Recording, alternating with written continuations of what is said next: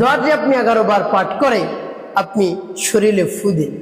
আপনার ভালোবাসার মানুষ আশেপাশে এসে ঘোরাফেরা করবে, চারিদিক থেকে আপনার ভালোবাসার মানুষ ঘোরাফেরা করবে।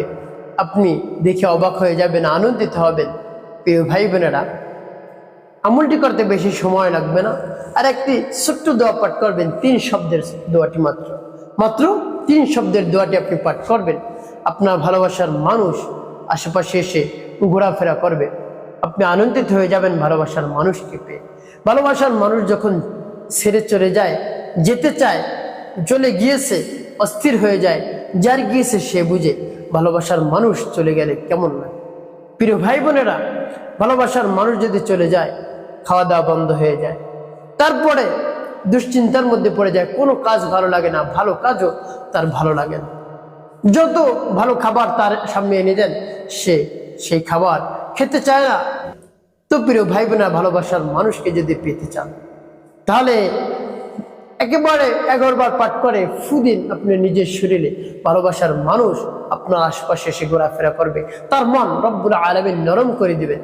এভাবে স্বামী স্ত্রীর মধ্যে যদি হয়, স্বামী স্ত্রীর মধ্যে মনোমালিন্য হয়েছে, তাদের মধ্যে কোনোভাবেই মিল মোহাব্বত হয় না, শুধু ঝগড়াঝাটি, একই জায়গায় থাকে, কিন্তু তাদের মধ্যে ঝগড়াঝাটি লেগে আছে, কোনোভাবেই মিল মোহাব্বত হয় না, তাহলে কি করবে? এমনটি করলে স্বামী স্ত্রীর জন্য পাগল হবে, স্ত্রী স্বামীর জন্য পাগল হয়ে যাবে, মনোমালিন্য থাকবে না, যত ধরনের তাদের অভিযোগ সব আস্তে আস্তে দূর হয়ে যাবে। প্রিয় ভাই বোনেরা, সব ধরনের মনের আশা, আকাঙ্ক্ষা, বাসনা, কামনা রব্বুল আলামিন পূরণ করে দিবেন। তাদের ভালোবাসার মানুষকে একেবারে বাধ্য করে দিবেন। স্বামী স্ত্রীকে যা বলবে তাই শুনবে, স্ত্রী স্বামীকে যা বলবে তাই শুনবে। এক কথায় সংসারের মধ্যে শান্তি আসবে। আপনি সেই দোয়াটি পাঠ করে দেখুন না, পাঠ করে যিনি পাঠ করবেন তার শরীরে ফু দিবেন, তাহলে ভালোবাসার মানুষ ঘোরাফেরা করবে।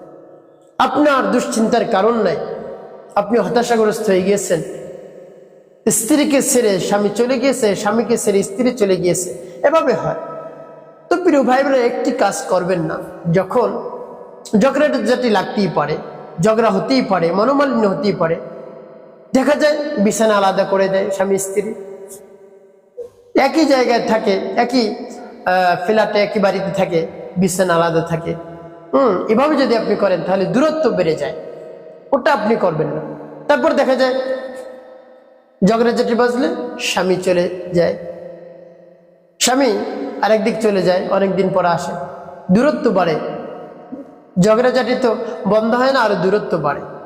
এই জন্য দূরত্ব বাড়াবেন না, এই কাজটি কখন আপনি করবেন না, এটা হলো ভুল কাজ। বাসা থেকে চলে যাবেন না, আপনি বাসায় থাকবেন। সর্বপ্রথম ঝগড়া হওয়ার পর যে কথা বলবে তিনি সবচেয়ে বেশি সব পাইবেন, অসংখ্য অগণিত সব রব্বুল আলামিন তাকে দান করবেন। তার কারণ তার মনের মধ্যে অহংকার কম। ঝগড়াঝাটি লাগার পরে যিনি কথা শুরুতে বলবেন তার অহংকার কম, রব্বুল আলামিন তাকে অসংখ্য অগণিত সব দান করেন। এই জন্য স্বামী স্ত্রীর মধ্যে যখনই মনোমালিন্য হবে, ঝগড়াঝাটি লেগে যাবে, তখনই সর্বপ্রথম উভয়ে একটি প্রতিযোগিতা করবেন। আমি সবার আগে কথা বলবো, আমি তাকে সর্বপ্রথম ভালো কথা বলবো, তাহলে সব কিছু শেষ হয়ে যাবে, মীমাংসা হয়ে যাবে, কোনো দুশ্চিন্তার কারণ নাই। প্রিয় ভাই বোনেরা, আমার দেখার নিয়ম অনুযায়ী সেই দোয়াটি আপনি পড়ে দেখুন না, সংসারের মধ্যে আর অশান্তি হবে না, ঝগড়াঝাটি আপনার ফ্যামিলির মধ্যে আসবে না ইনশাআল্লাহ। রব্বুল আলামিন রহমত বরকত দিয়ে আপনার সংসারকে পরিপূর্ণ করে দেবেন ইনশাআল্লাহ। প্রিয় ভাই বোনেরা, আমার দেখার নিয়মে যে আপনি আমল করুন, পরিপূর্ণ বিশ্বাস এবং আস্থা রেখে অবশ্যই আপনি উপকৃত হতে পারবেন। তো সেই আমলটি কেমন করে করবেন আমি বলে দিচ্ছি। সর্বপ্রথম আপনি উত্তম রূপে ওযু করবেন, উত্তম রূপে ওযু করে পবিত্র একটি স্থানে বসবেন।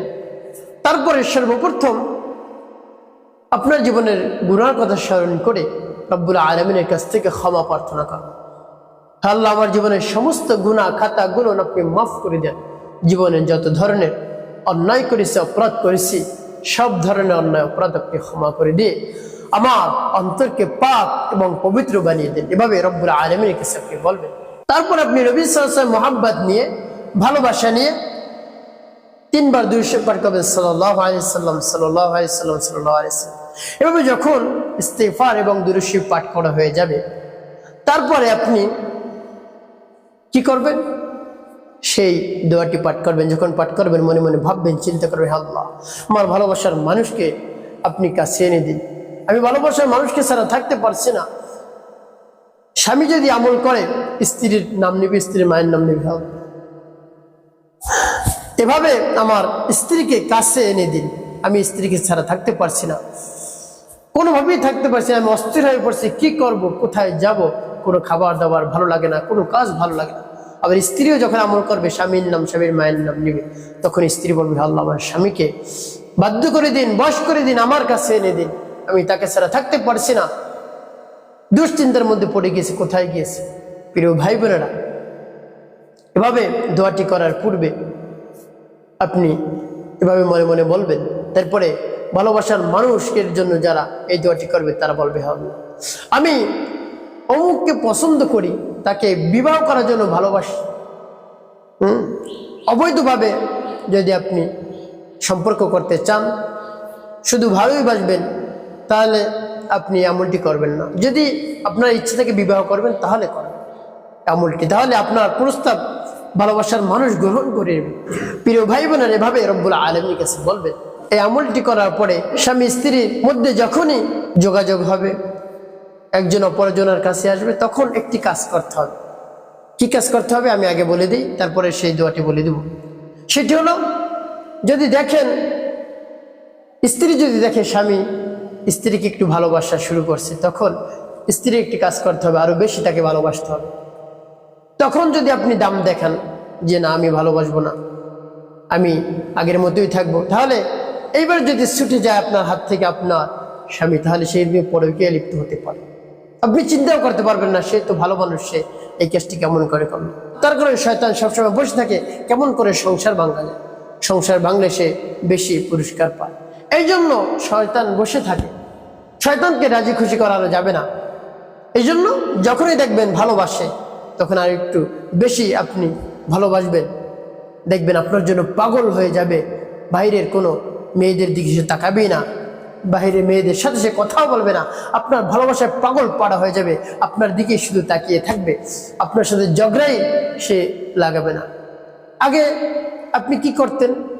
একটি কাজ বলার পর করতে হতো, এখন বলার আগে করবেন। আপনার স্বামী পানি চেয়ে আপনার কাছে চাওয়ার আগে দিবেন। তারপরে অফিসে যাওয়ার সময় যে কাজগুলো সে নিজে করতো, ওইটা আপনি করে দিবেন।